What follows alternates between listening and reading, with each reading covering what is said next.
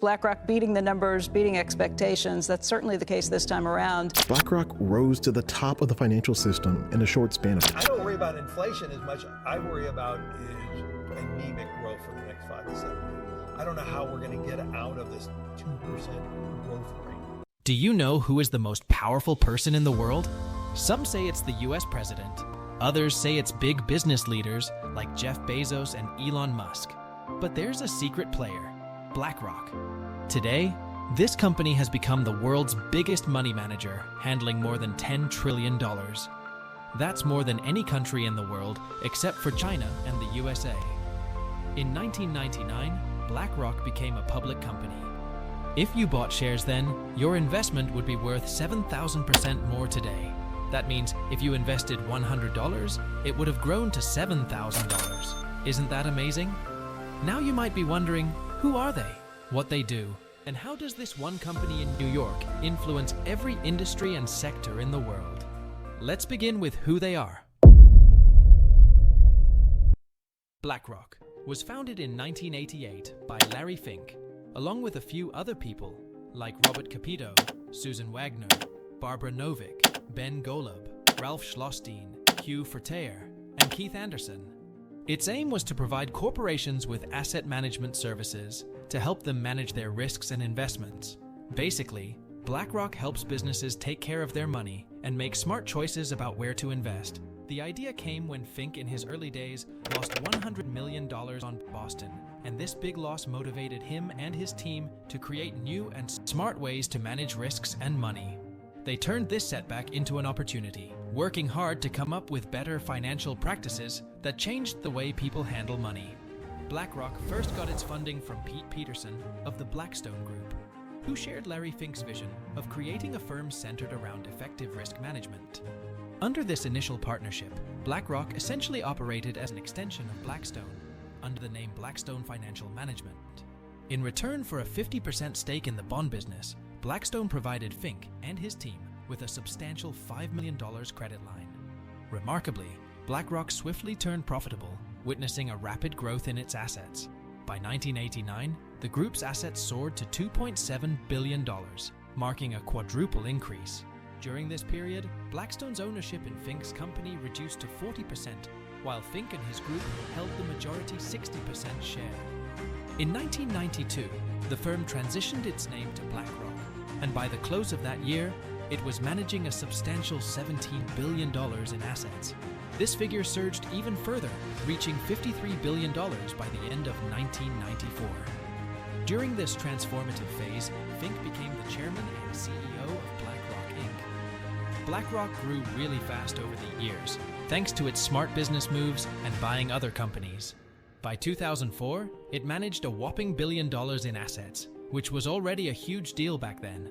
The US government even asked BlackRock for help during the 2008 financial crisis because it was so good at handling money.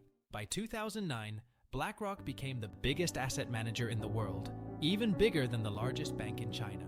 This showed how incredibly successful BlackRock had become, making it one of the most powerful players in the global finance sector.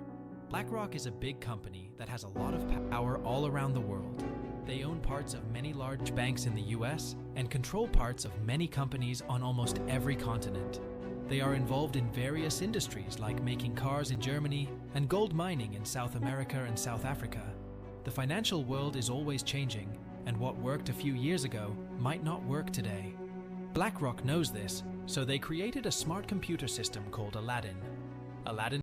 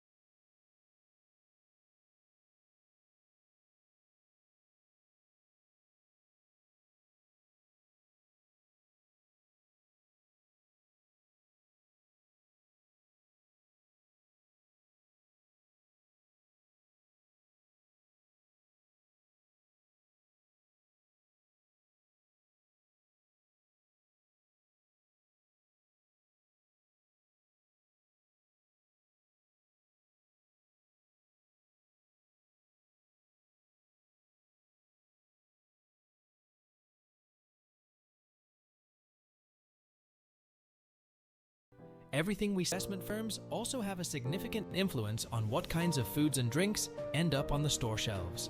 Even though we might not realize it, some of the money we spend indirectly benefits companies like Blackrock. They own parts of many businesses, including ones we use for vacations, like Airbnb. So when we book a flight or hotel, a little bit of that money could end up supporting Blackrock too. In the world of media, Blackrock owns a lot of important parts of other media companies. Right now, they have 18% of Fox, 16% of CBS, and 13% of Comcast. But it doesn't stop there. Comcast, the company Blackrock has shares in, also owns other popular TV networks like NBC, MSNBC, and Sky. This shows how these big companies are connected and how they influence what we see on TV. The Vanguard Group and State Street Corporation is considered the biggest competitor of Blackrock in the finance sector. Both companies are major players in the world of investments, helping people manage their money effectively. They are often compared because of their significant influence in the finance industry. In August 2020, Blackrock got permission from the Chinese government to start a mutual fund in China. This was a big deal because they were the first foreign company to get this approval. Blackrock doesn't just operate in China, they also own parts of many companies in Europe. These companies are in different industries like energy, transportation, and finance. One interesting thing about Blackrock is that they have a special way of owning shares in companies. They not only invest in these companies, but also own shares in companies that invest in them. This complex ownership structure has raised concerns because it might create conflicts of interest. Because Blackrock is so huge and powerful, some people call it the world's largest shadow bank. This means that they are very influential in the financial world, even though many people might not know much about them. They operate behind the scenes and have a lot of control, which makes them a powerful player in the global economy. In 2008, there was a huge financial crisis around the world, like the Great Depression.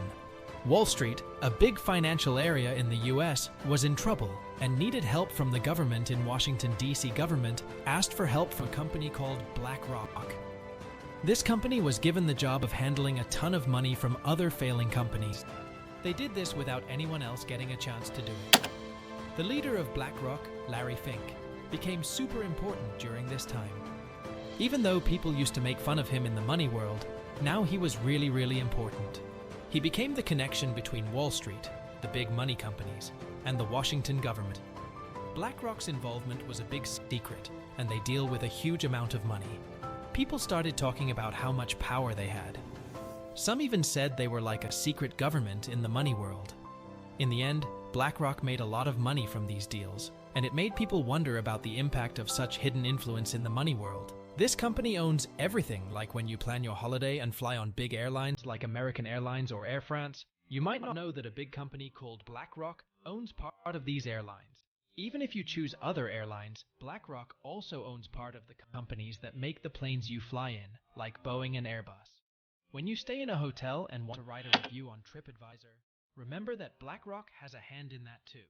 The fuel that makes the plane go and the metal used in the plane come from companies owned by Blackrock. Blackrock doesn't stop there. They also own big farming companies, clothing makers, and even companies that make solar panels and medicines. So, even if you shop at local stores, if you use a credit card or digital payment, it's likely connected to Blackrock. They are also involved in banks, insurance, construction, phones, restaurants, and even the makeup brands you use. Basically, they have a say in a lot of things in the world, even if you don't realize it. If the company and Larry Fink hold such power, then why is it that you have not heard of them more? Because there is power in anonymity. If Blackrock is barely featured in print publications and news channels, it is because they want it to be. So if they wanted, they could feature every day. Blackrock currently owns lots of stake in media companies, as I mentioned earlier. Blackrock practically owns 90% of the world's media, but most people are unaware of them because they don't want you to know about them. Now the question is, why? Having a half part of the world doesn't come without its share of scandal or conflict. In August 2020, a big company called Blackrock got permission to invest in Chinese businesses. Even those who were banned by the US, one of their first investments was in a Chinese company called Hikvision, known for making facial recognition software used by the Chinese government. But here's the catch. The money Blackrock used for these investments didn't just come from the company itself, or its CEO. A large chunk of it actually came from regular people like you and me, through our pension funds and bank accounts. Many people don't even know that their money ended up being used by BlackRock for these investments. BlackRock recently invested $24 million in FTX, a popular crypto exchange. This shows that even big traditional finance companies believe in the future of digital money. It's a sign that cryptocurrencies are becoming more accepted in the financial world, opening doors for everyone to use digital currencies in the future. BlackRock is becoming very powerful by owning more and more things around the world. If this keeps going, companies might have more control than governments. That means important things like voting and speaking freely could be controlled by big investment companies instead of the people. This could lead to a future where companies have too much power and regular people have less say in how things are run.